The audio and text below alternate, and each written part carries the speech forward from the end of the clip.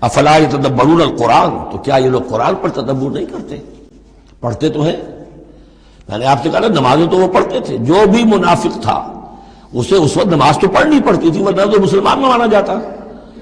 آج تو مسلمان مانے جانے کے لیے نماز ضروری نہیں ہے، اس وقت تو ضروری تھی، بلکہ عبداللہ ابن ابی تو پہلی صف میں ہوتا تھا، اور جمعے کے روز تو خاص طور پر حضور کے خطبے سے پہلے کھڑا ہو جاتا تھا اور اعلان کرتا تھا لوگوں توجہ سے سنو، یہ اللہ کے رسول ہیں، اپنی چودراہٹ کے اظہار کے لیے کہ میں یہاں کا چودھری ہوں۔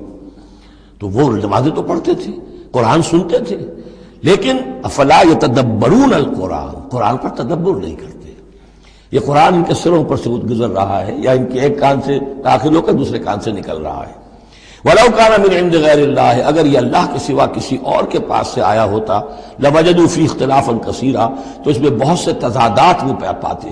اس پر غور کرو گے، یہ بڑا مربوط کلام ہے، اس کا پورا فلسفہ جو ہے بہت منطقی طور پر مربوط ہے، اس کے اندر کہیں کوئی تضاد نہیں ہے۔